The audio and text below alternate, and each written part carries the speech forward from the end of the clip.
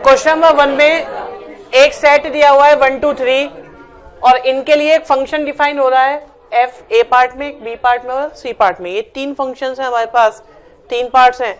हमें ये बताना है कि इनमें से कौन कौन से फंक्शंस इन्वर्टेबल हैं।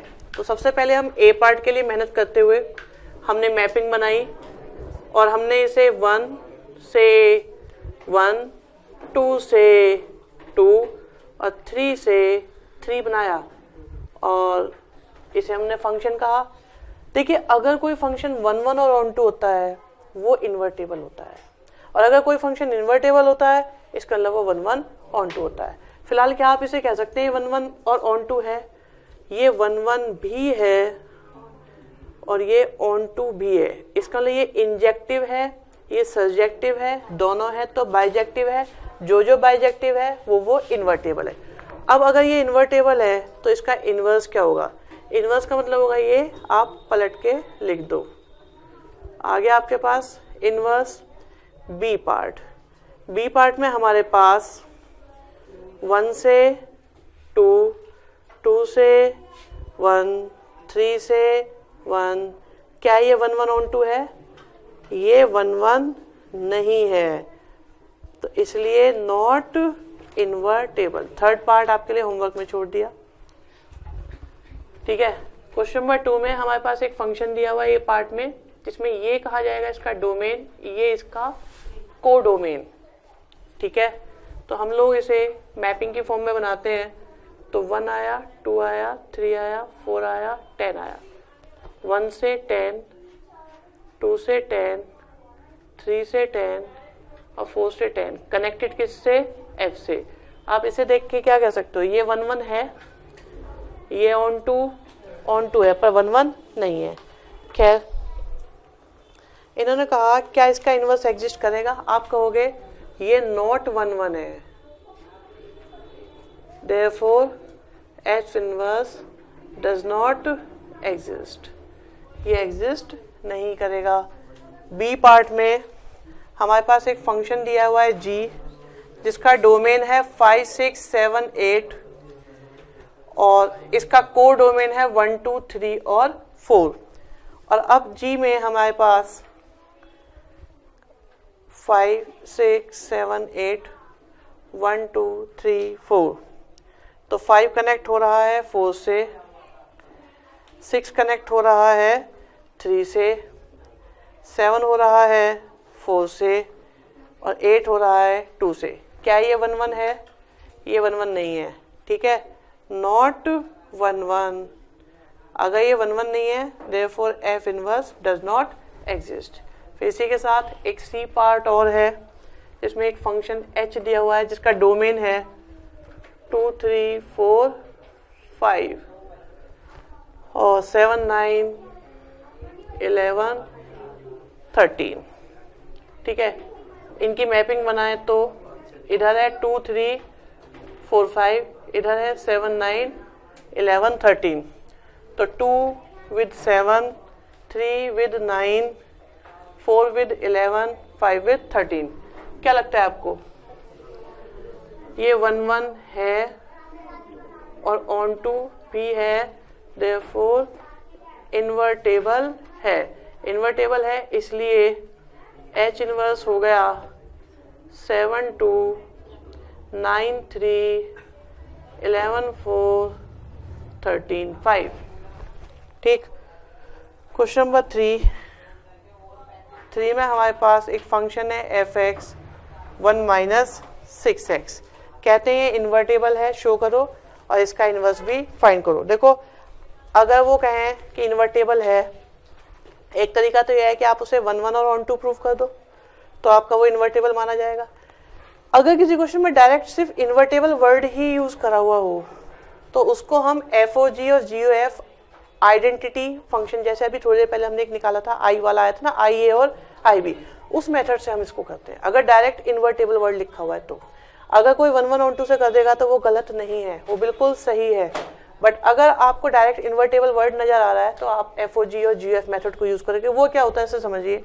आपके पास में एफ एक्स है, एफ एक्स को लिख सकते हैं आप वाई। तो क्वेश्चन को क्या करो, एक्स इक्वल टू की फॉर्म में लाएंगे हम।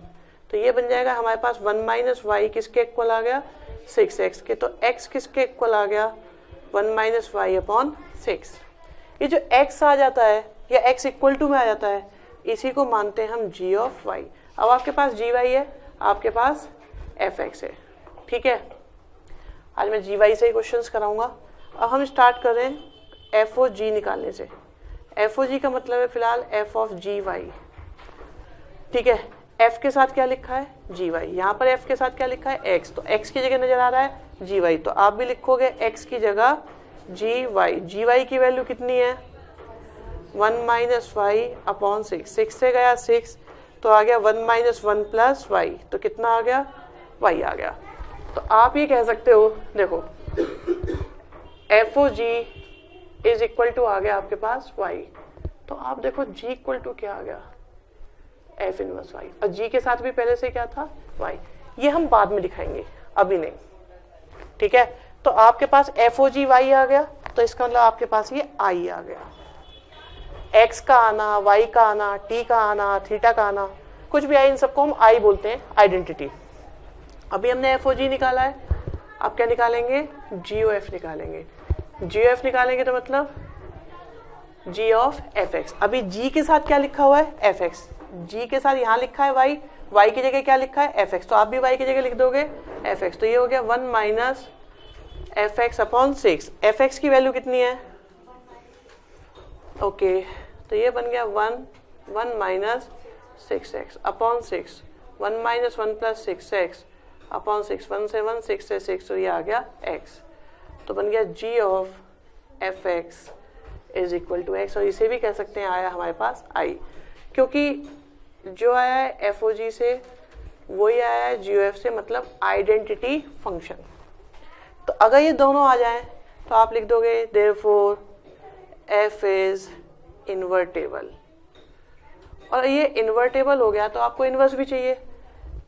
आप कह सकते हो f ऑफ जी वाई किसके इक्वल आया था y के, तो जी वाई इक्वल टू कितना हो गया f इनवर्स y। अगर मैं y की जगह x लिख दूं तो f इनवर्स x किसके इक्वल हो गया gx के, और gy आपके पास में है तो gx कितना होगा 1 माइनस एक्स अपॉन 6। y की जगह बस y की जगह सिर्फ x लिख दो तो आपके पास इनवर्स आ जाएगा। क्वेश्चन नंबर 4 में हमें एक फंक्शन दिया हुआ है जिसका डोमेन और कोडोमेन दोनों प्रोवाइडेड है। शो करना है कि ये फंक्शन इन्वर्टेबल है और इसका इनवर्स भी निकालना है। साथ में एक चीज और दी हुई है, उसे बाद में देखेंगे।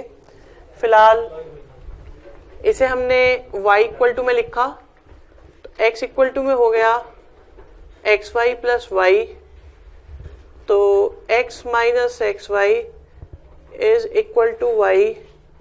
यहाँ पर आ गया 1 माइनस वाई और x इक्वल टू आ गया y अपॉन 1 माइनस वाई, जिसे हम एज्यूम करते हैं जी वाई। अब बारी किसकी है एफ ओ जी निकालने की, जिसका मतलब हो गया f of ji Y.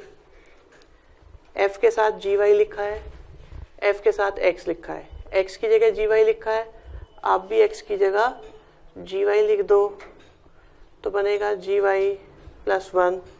Ji y की वैल्यू है y upon 1 minus y, y upon 1 minus y plus 1, y upon 1 minus y, y plus 1 minus y upon 1 minus y, तो ये इक्वल टू आ गया y, y का मतलब हो गया i, तो F O G equal to आ गया i, ठीक है। अब बारी क्या आती है जी ओ एफ की, जिसका मतलब हो गया जी ऑफ एफ एक्स। तो जी के साथ क्या लिखा है एफ एक्स, यहाँ पर जी के साथ लिखा है वाई, वाई की जगह दिख रहा है आपको एफ एक्स, तो वाई की जगह लिखोगे एफ एक्स, तो ये बन गया F x upon 1 minus F x. F x की वैल्यू कितनी है x upon x plus 1, x upon x plus 1, x upon x plus 1, x plus 1 minus x upon x plus 1, तो यहाँ से आ गया x का मतलब i। तो हम कह सकते हैं एफ ओ जी हो चाहे जी ओ एफ हो, i आपके पास i है, देयरफॉर फंक्शन हो गया आपका इन्वर्टेबल। क्योंकि इन्वर्टेबल हो गया तो आप कह सकते हो एफ ओ जी आपके पास आया था y, जिसका मतलब है F of ji Y is equal to Y, या G Y is equal to F inverse Y. तो एफ इनवर्स तो निकल के आ गया, लेकिन यहाँ पर एक चीज और पूछी हुई है। क्वेश्चन में कहा इन्होंने वेरीफाई करो कि एफ ऑफ एफ इनवर्स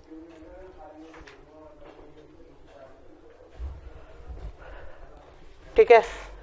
तो हमारे पास F of F inverse X, X के इक्वल प्रूव करना है। एफ इनवर्स एक्स, देखो हमारे पास यह है एफ इनवर्स वाई, तो एफ इनवर्स एक्स कितना हो जाएगा जी एक्स। ठीक, तो ये हो गया F of G. Okay, F O G का मतलब हो गया F of G X. F के साथ क्या लिखा है जी एक्स, तो आप भी फंक्शन में यहाँ पर एक्स की जगह लिख दोगे जी एक्स, तो ये बन गया जी एक्स अपॉन जी एक्स प्लस वन। जी एक्स की वैल्यू कितनी है कहीं पर जी एक्स की वैल्यू, जी वाई की वैल्यू तो है। अगर ये जी वाई की वैल्यू है तो जी एक्स की वैल्यू कितनी होगी x upon one minus x, तो ये हो गया x upon one minus x, x upon one minus x plus one, x upon one minus x, x plus one minus x upon one minus x, और ये equal to आ गया x. ये prove करना था। नेक्स्ट हमें एक function दिया हुआ है एफ एक्स दिया हुआ है, कहते हैं शो दैट ये इन्वर्टेबल भी है, उसका इन्वर्स निकालिए। मेथड आपको बताया हुआ है बहुत सिंपल। क्वेश्चन को कन्वर्ट करोगे सबसे पहले एक्स इक्वल टू की फॉर्म में, तो वाई माइनस फोर किसके इक्वल है एक्स स्क्वायर के, तो एक्स इक्वल टू कितना हो गया वाई माइनस फोर, जिसे हम क्या मानेंगे जी वाई। अब आपके पास जी वाई आ गया है। ठीक है, एक काम करते हैं, बाद में हमें जी एक्स की भी जरूरत पड़ती है, तो अभी जी एक्स भी निकाल के रख लेते हैं। ठीक है, अब स्टार्ट करते हैं एफ ओ जी से, जिसका मतलब है एफ ऑफ जी वाई।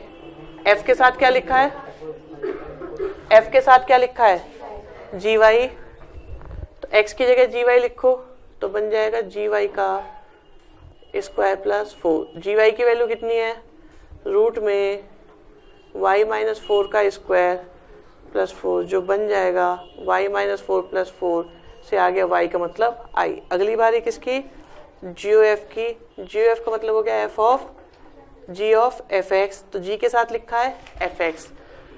तो आप भी देखो वाई की जगह आपको नजर आ रहा है कितना एफ एक्स, तो आप भी वाई की जगह लिख दोगे एफ एक्स, तो ये हो गया F x minus four. F x की वैल्यू कितनी है x square plus four, minus का फोर से गया फोर, कितना आ गया एक्स का मतलब आई। तो आप अब अच्छे से कह सकते हो कि चाहे बात हो एफ ओ जी की, चाहे बात हो जी ओ एफ की, आ रहा है आपका आई। ठीक, हमें क्या करना है, हमें करना है कि ये इन्वर्टेबल और एफ इनवर्स निकालना है। देयरफॉर अब आप कह सकते हो एफ कैसा हो गया फंक्शन इन्वर्टेबल। अब क्योंकि एफ ओ जी आपका आया था y के इक्वल, तो इसका मतलब एफ ऑफ जी वाई आया था आपका y के इक्वल, तो जी वाई इक्वल टू कितना आ गया एफ इनवर्स y, और अगर मैं जी एक्स निकालूं तो आपके पास आ गया F inverse x. F inverse x किसके इक्वल आया जी एक्स के, और जी एक्स कितना है आपके पास में रूट एक्स माइनस फोर।